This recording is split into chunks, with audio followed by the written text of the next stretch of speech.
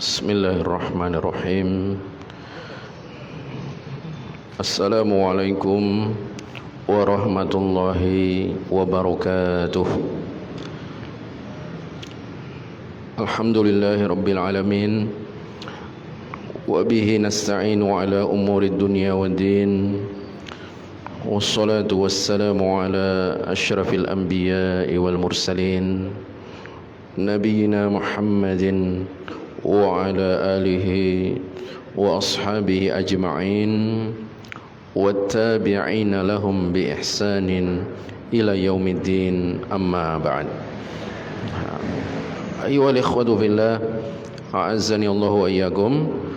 Segala puji dan syukur marilah kita panjatkan atas kehadiran Allah Jalla Jalaluh, atas limpahan nikmat, karunia dan taufiknya kepada kita semua.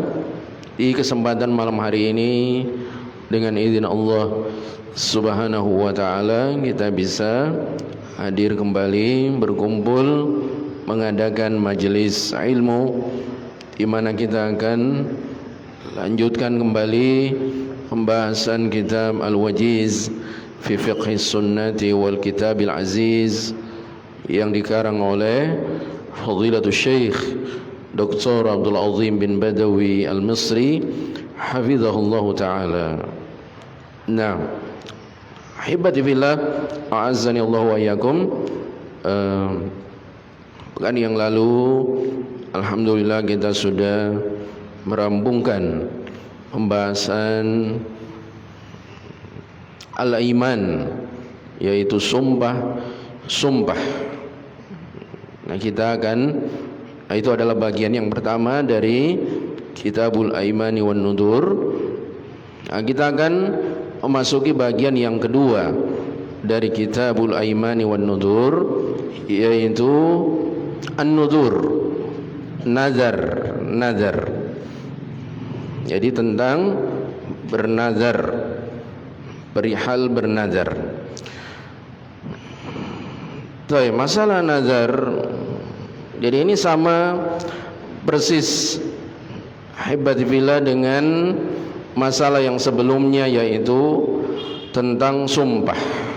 Ya, nah, ini masalah yang penting dan berkaitan dengan akidah, dengan tauhid. Mungkin ini juga alasannya sehingga kedua masalah ini digabungkan. Kitabul Aimani wan Nuzur, kitab tentang sumpah dan nazar, karena ini berkaitan dengan masalah akidah. Ya, dari sisi mana jamaah sekalian? Nazar adalah suatu ibadah. Bernazar, ketika seorang bernazar, dia beribadah. Dan ibadah sebagaimana kita ketahui adalah perbuatan hamba yang hanya boleh dia tujukan, dia persembahkan kepada Allah Subhanahu wa ta'ala semata. Tidak boleh dia palingkan kepada yang selain Allah. Sama dengan bersumpah. Jazakallahu khair. Makanya Syekhul Islam Muhammad bin Abdul Wahhab rahimahullahu ta'ala di kitab Al-Usulul Tsalatsa, ketika beliau menyebutkan contoh-contoh ibadah, anwa'ul ibadah allati amarallahu biha, contoh-contoh ibadah yang Allah Subhanahu wa ta'ala perintahkan, ya, beliau sebutkan mislul islami wal imani wal ihsan, dan seterusnya contoh-contoh ibadah, istighatsah, isti'anah, isti'adzah, menyembelih, berdoa. Dan juga beliau sebutkan wan nazar, bernazar. Nah, dia termasuk ibadah. Makanya dibahas dalam Kitabut Tauhid dan kitab-kitab tentang akidah.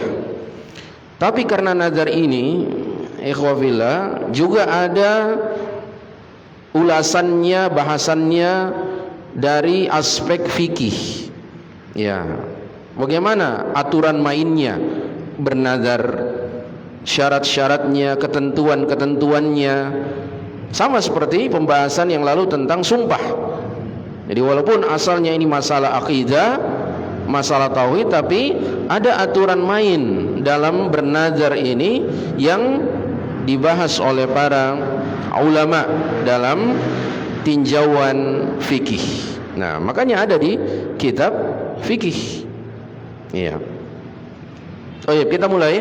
Qala al-muallif hafizahullah taala an-nudur ta'rifuha. Pengertiannya. An-nudur jam'u nadrin. Nudur itu bentuk jamak plural dan kata tunggalnya adalah nadr. Dan ini sudah melebur ke dalam bahasa kita dan termasuk amalan yang masyhur di kalangan kaum muslimin. Bahkan sampai orang-orang awamnya sekalipun mengerti dan terkenal di kalangan mereka istilah bernazar. Mungkin dia juga tidak sholat, dia tidak patuh kepada ajaran agama, tapi terkenal sekali bernazar ini. Ya cuma tentu saja nanti ada aturan mainnya yang banyak dilanggar oleh orang-orang yang bernazar. Jadi sudah membaur ke bahasa kita nazar. Wa asluhu al-inzar.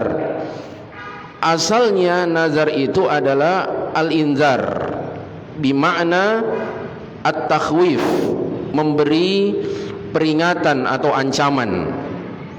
Ya, inzar, peringatan. Makanya Rasulullah salah satu misi agenda beliau diutus mubasyirina wa mundirin. Para nabi dan rasul memberi kabar gembira dan memberi ancaman, mundir, inzar. Itu asal kata dari an-nazar, at-takhwif, memberi ancaman atau menakut-nakuti. Nah, itu secara bahasa. Wa arrafahu ar-raghib. Salah seorang ahli ilmu bernama Ar-Raghib, yaitu Ar-Raghib Al-Asfahani rahimahullah. Dia ngarang kitab Al-Mufradat fi Al-Fadhil Quran. Jadi kosakata Al-Quran itu beliau jelaskan maknanya. Nah, ini dari kitab beliau tersebut, beliau mendefinisikan bahwa nazar itu adalah bi annahu ijabu ma laysa biwajibin li hudusi amrin. Bahwa nazar itu artinya mewajibkan sesuatu yang tidak wajib, mewajibkan sesuatu yang tidak wajib. Jadi asalnya tidak wajib karena terjadinya suatu perkara. Ulangi jamaah sekalian, nazar dalam istilah syar'i atau dalam kamus fikih adalah seseorang yang mewajibkan atas dirinya suatu perkara, hukum asalnya tidak wajib. Jadi tidak ada istilah dan tidak boleh, tidak berlaku, tidak sah sebagai nazar kalau seorang mewajibkan sesuatu yang hukum asalnya wajib. Saya bernazar sebentar sholat isya berjamaah, tidak boleh, karena hukum asalnya sholat isya adalah wajib. Saya bernazar kalau tiba bulan Ramadan saya mau puasa, tidak boleh, karena hukum asalnya wajib. Jadi bernazar itu mewajibkan sesuatu yang hukum asalnya bukan wajib. Ya, saya akan puasa sunnah esok hari, saya akan bersedekah di masjid ini. Nah, itu nazar, mewajibkan pada dirinya sesuatu yang hukum asalnya tidak wajib, jadi wajib dia tunaikan. Nah, lihudusi amrin, karena suatu perkara. Nah, Biasa orang bernazar karena anaknya sembuh dari penyakit, anaknya lulus ujian, ya, anaknya diterima kerja, dan seterusnya dan seterusnya. Nah, inilah pengertian nazar baik secara bahasa maupun istilah syar'i.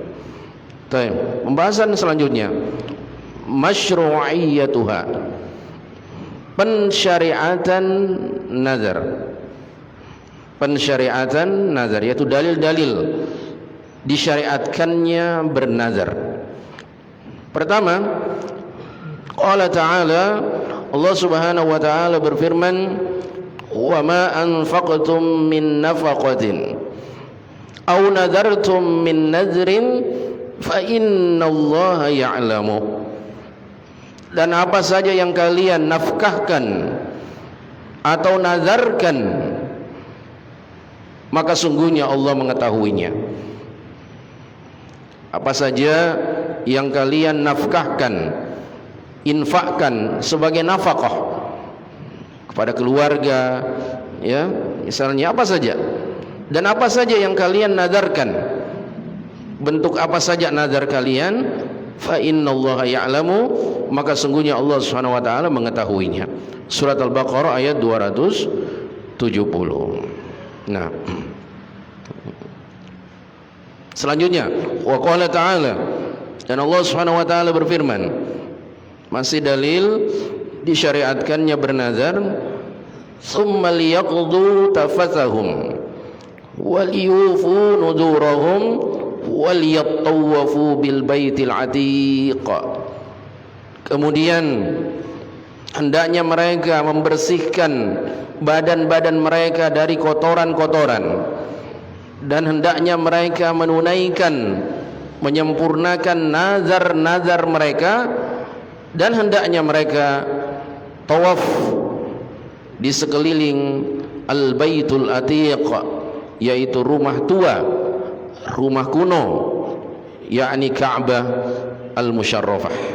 Ya, Ka'bah disebut Al-Baitul Atiq, rumah tua atau rumah kuno, ya karena sudah ada sejak zaman Ibrahim alaihissalam, sudah dibangun sejak dahulu kala, makanya disebut Al-Baitul Atiq, rumah tua atau rumah kuno.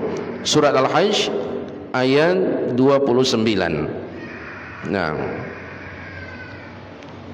selanjutnya, wa qad madahallahu al-mufina bin nadri, dan sungguh Allah Subhanahu wa taala telah memuji orang-orang yang menepati atau menunaikan atau menyempurnakan nazar. Allah Subhanahu wa taala memuji hamba-hambanya yang menunaikan nazarnya. Faqala, Allah berfirman, yufuna bin nadri wa yakhafuna yawman kana syarruhu mustatira. Mereka menunaikan nazar, menyempurnakan nazar mereka, dan mereka takut akan datangnya suatu hari di mana keburukan hari itu, yaitu azab, siksaan pada hari itu merata, ada di mana-mana. Surat Al-Insan ayat 7. Ya, surat Al-Insan jamaah saya juga disebut dengan surat Ad-Dahr, surat tentang masa, karena ayat yang pertama hal ata 'alal insani hinum minad dahri, maka biasa disebut juga dengan surat Ad-Dahr. Nah, di sini Allah Subhanahu wa taala memuji. Di antara amalan ayat sebelumnya kan, innal abrara yashrabuna min ka'sin kana mizajuha kafura. Allah memuji kaum abrar, hamba-hambanya yang berbakti, yang taat, bahwa mereka meminum nanti di surga. Ini ganjaran di surga, kenikmatan di surga. Orang-orang abrar, kaum abrar akan meminum minuman di surga dari gelas yang campurannya dari air kafur. Salah satu air di surga, 'ainan yashrabu biha ibadullah, berasal dari ain, mata air, sumber mata air yang diminum oleh hamba-hamba Allah Subhanahu wa taala, dan mereka sanggup untuk memancarkannya dengan sebenar-benarnya. Ya. Nah, barulah kemudian sampai pada ayat ini. Yufuna bin nadri, mereka menunaikan, menyempurnakan nazar mereka. Wa yakhafuna yauman kana syarruhu mustatira, dan mereka takut akan datangnya suatu hari di mana azab pada hari itu merata di mana-mana. Kata para ulama, Allah Subhanahu wa taala, jamaah sekalian, memuji hamba-hambanya karena rasa takutnya kepada kedahsyatan kengerian hari kiamat. Sebab mereka takut kepada kedahsyatan, huru-hara, ngerinya hari kiamat, dan juga karena mereka menunaikan nazar mereka, ini menjadi penyebab mereka selamat dan masuk surga. Nah, jadi bagi yang bernazar dan nazarnya adalah nazar ketaatan, hendaknya dia tunaikan. Ini salah satu sebab seorang selamat pada yaumul qiyamah dan dijanjikan surga oleh Allah Subhanahu wa taala. Nah, lanjut, itu tadi 3 dalil dari Al-Qur'anul Karim tentang pensyariatan nazar. Jadi kita tidak ragu lagi ya. Jangan sampai nazar itu termasuk suatu ibadah. Ya, suatu ibadah. Cuma ya harus kita ketahui aturan mainnya, syarat dan ketentuannya. Nah, sekarang dibawakan oleh beliau sebuah hadis dalil dari As-Sunnah.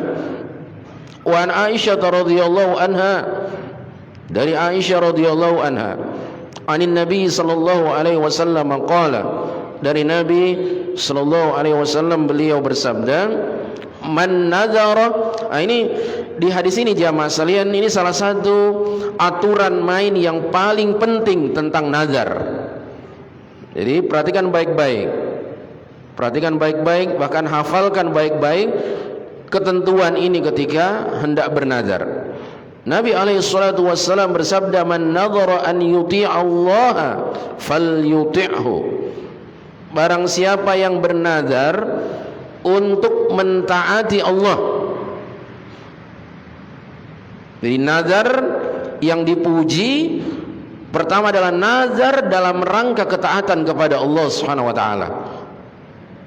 Nazar taat, nazar ketaatan. Barang siapa yang bernazar dalam rangka mentaati Allah Subhanahu wa taala. Karena tadi ibadah, dia bernazar itu taqarrub, mendekatkan diri kepada Allah Subhanahu wa taala dalam rangka dia beribadah.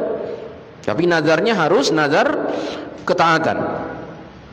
Falyuti'hu, kata Rasulullah, hendaknya dia mentaati nazarnya, yaitu menyempurnakan nazarnya. Artinya dia tunaikan nazarnya. Kalau itu adalah nazar ketaatan. Ya. Besok saya mau puasa sunnah. Besok saya bernazar sedekah.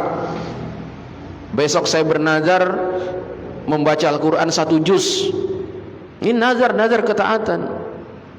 Wajib dia tunaikan, dia sempurnakan.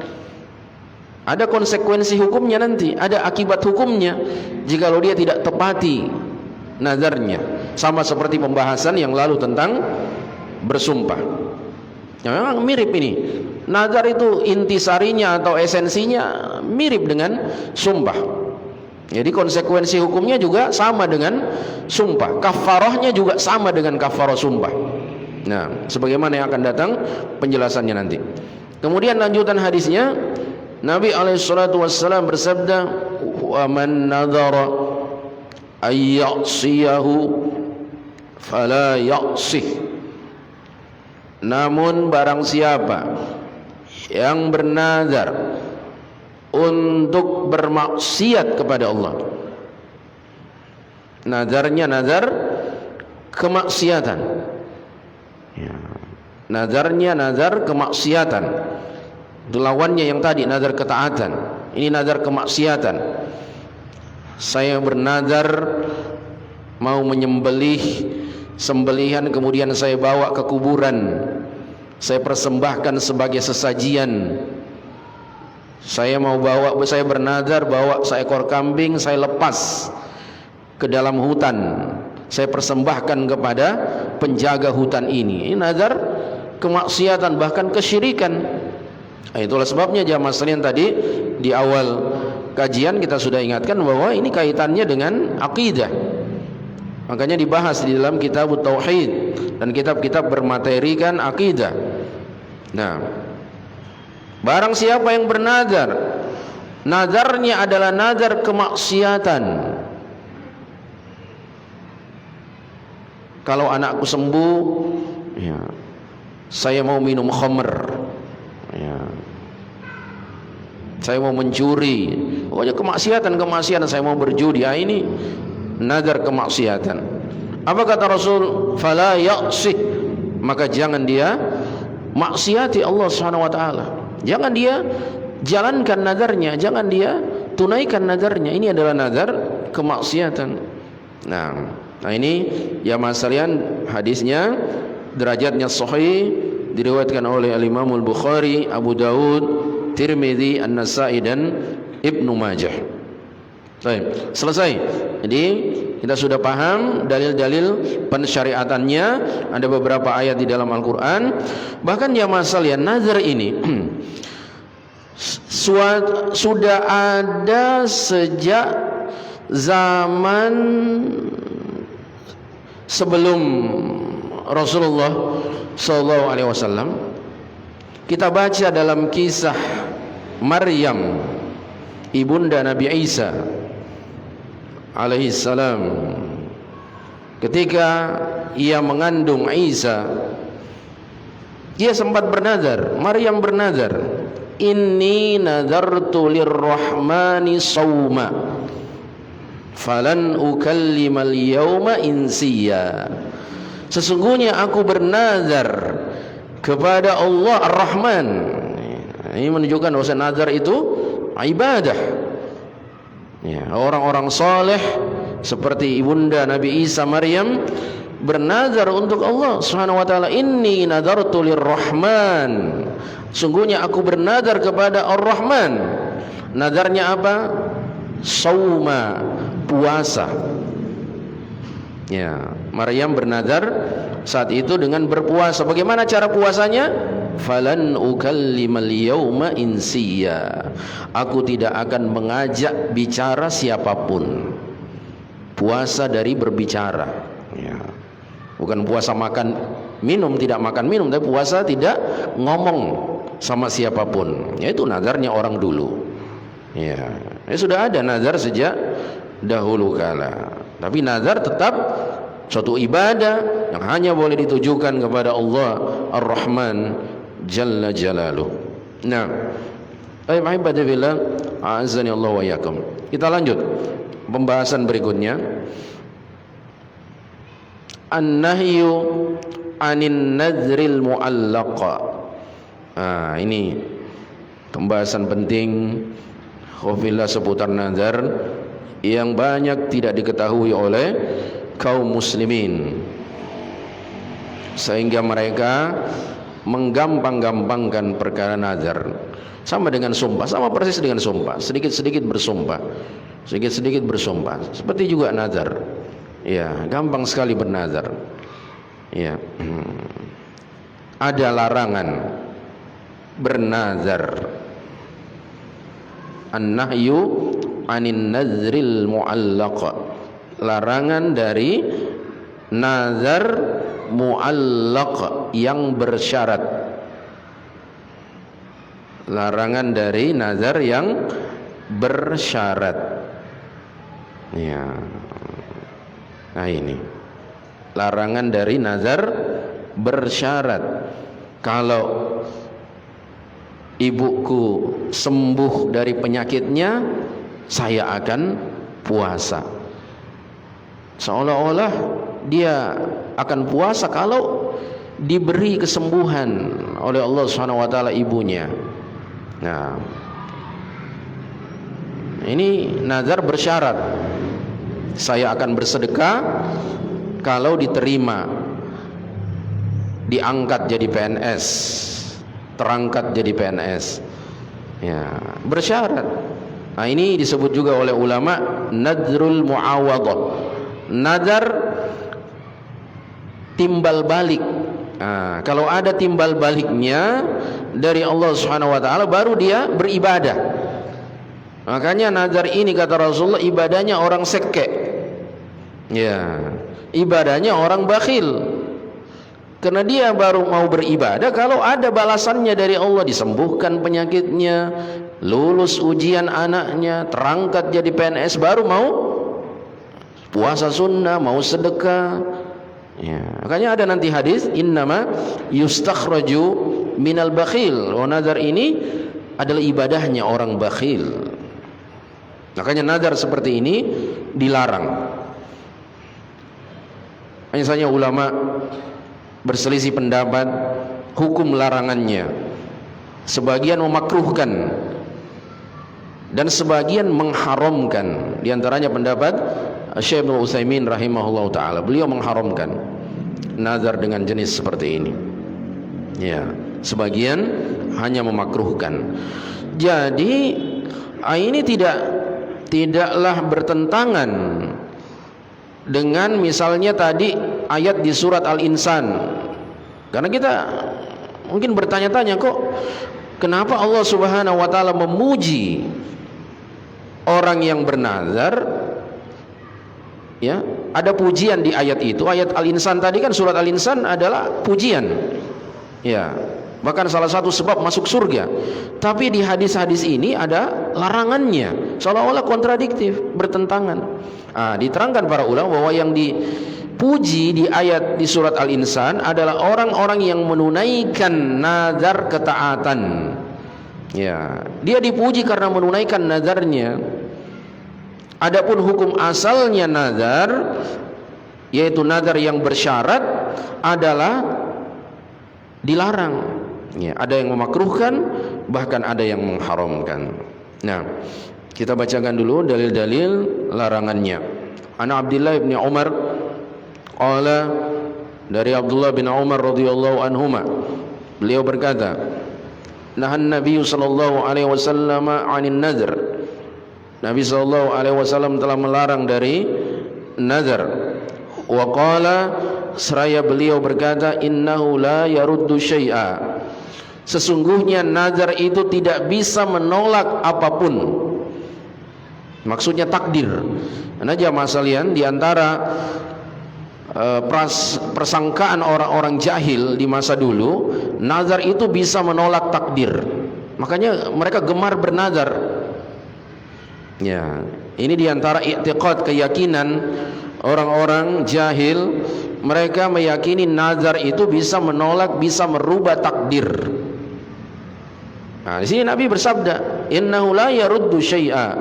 Sesungguhnya nazar ini tidak bisa menolak apapun yang sudah ditakdirkan, digariskan oleh Allah Subhanahu wa taala.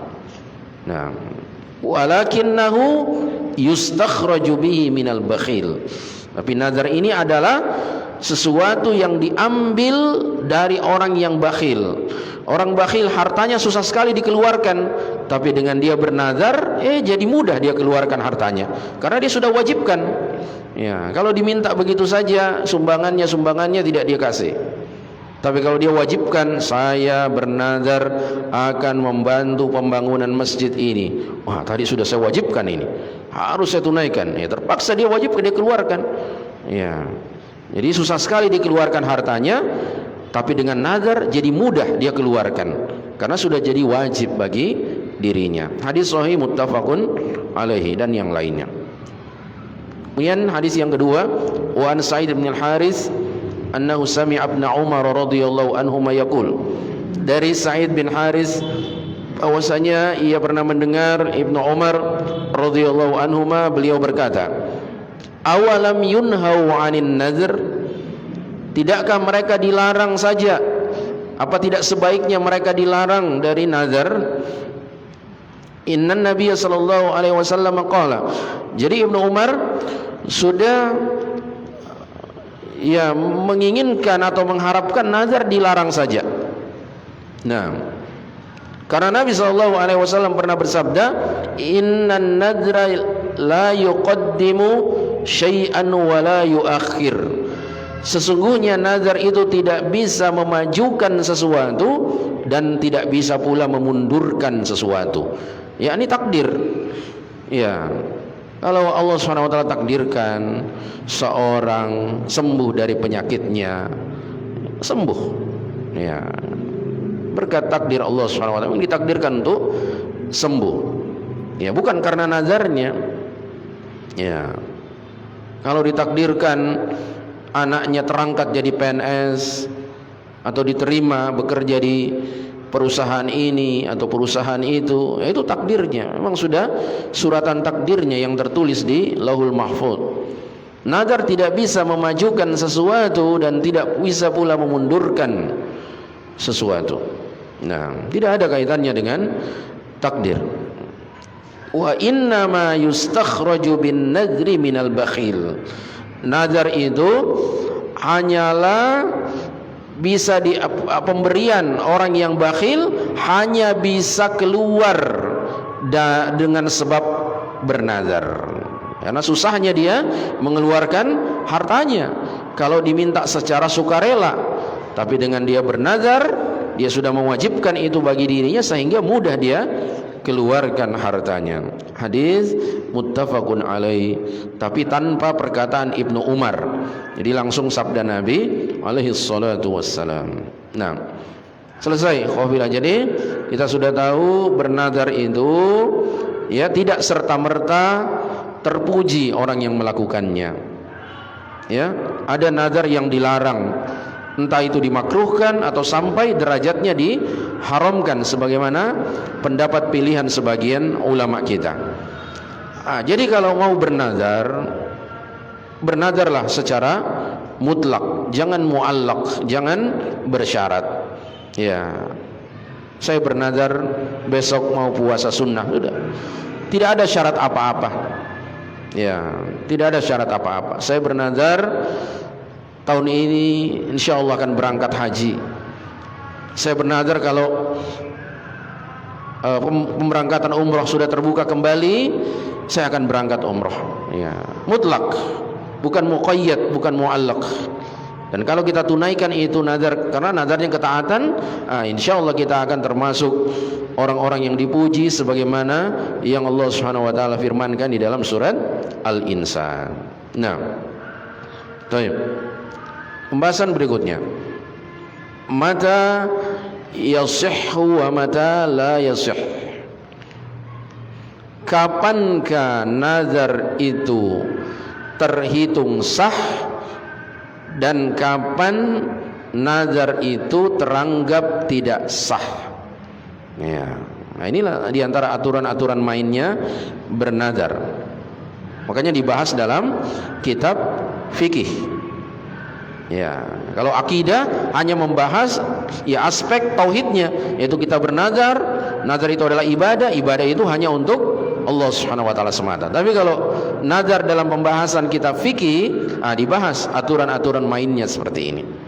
Kapan nazar itu teranggap sah dan kapan tidak terhitung sah?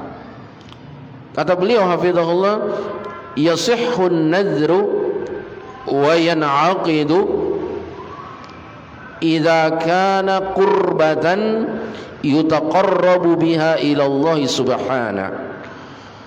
Nazar terhitung sah dan teranggap sah apabila nazar itu adalah suatu bentuk qurbah, upaya mendekatkan diri seorang hamba kepada Allah. Itu ibadah. Kalau bentuknya adalah ibadah, di mana seorang hamba bertaqarrub, mendekatkan diri kepada Allah Subhanahu wa taala. Nah, nazar teranggap sah. Ya. Jadi ketika nazarnya adalah dalam rangka dia beribadah, mendekatkan diri kepada Allah Subhanahu wa taala. Nah, ini seperti pembahasan akidah tadi, masuk jenis ibadah, mendekatkan diri kepada Allah Subhanahu wa taala dengannya. Sehingga aturan main lanjutannya wa yajibul wafa'u bih, sehingga wajib untuk disempurnakan, ditunaikan nazarnya, nazar ketaatan, nazar ibadah, wajib dia tunaikan, dia sempurnakan.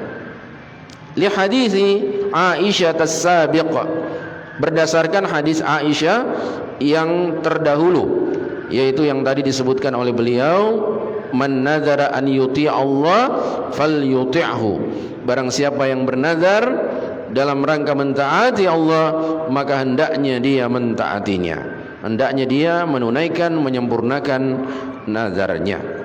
Ya, jadi paham ya? Ya masalian, nazar teranggap sah apabila ia adalah suatu bentuk upaya seorang hamba bertaqarrub, mendekatkan diri kepada Allah Subhanahu wa taala.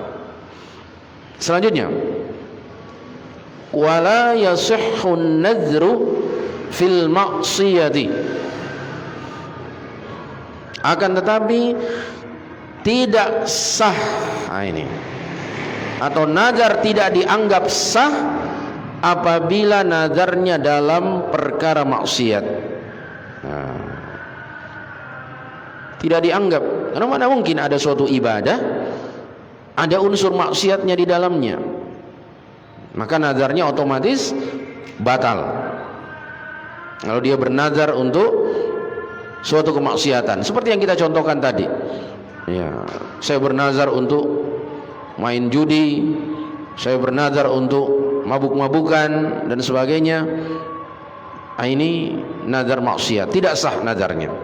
Tapi ada konsekuensi hukumnya, walakin tajibu bihi kafaratul yamin, akan tetapi wajib bagi dia untuk menunaikan kafarah sumpah. Ya, makanya apabila pembahasan nazar dengan sumpah memang ya sama. Nazarnya kafarahnya juga kafarah sumpah. Ya. Siapa yang masih ingat apa itu kafarah sumpah? Apa saja? Nah, udkur li kafaratul yamin. Ayo, satu, ayo yang keras suaranya siapa? Baru dipelajari yang lalu ini. Nah, yang keras suaranya Aidil, ya. Ya, irfa' sautak, suaranya ditinggikan. Satu, apa? Memberi berapa orang miskin? Ya, harus lengkap. Memberi makan 10 orang miskin. Terus yang kedua, memberi pakaian kepada mereka. Ini sama, 10 orang miskin juga. Memberi pakaian kepada 10 orang miskin. Terus ada lagi, atau membebaskan budak. Kalau tidak sanggup, ya, puasa selama 3 hari. Jadi sama, kafaratul yamin. Kafarah yang berlaku untuk orang yang bernazar tapi nazarnya mengandung maksiat, dalam perkara maksiat, ya, tidak boleh dia tunaikan, wajib dia tidak patuhi nazarnya karena itu nazar maksiat. Tapi sebagai akibat hukumnya dia wajib menunaikan kafarah, dan kafarahnya sama dengan kafarah sumpah. Nah, Taib ahibati billah, azani Allah wa iyyakum. Sampai di sini dulu yang bisa kita pelajari dari kitab Al-Wajiz dengan pembahasan yang baru, An-Nudhur, tentang nazar. Mudah-mudahan bermanfaat untuk kita semua.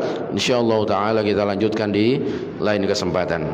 Subhanakallahumma bihamdik, asyhadu an la ilaha illa anta, astaghfiruka wa atubu ilaik. Sallallahu ala nabiyyina Muhammad wa ala alihi wa sahbihi ajma'in. Assalamualaikum warahmatullahi wabarakatuh.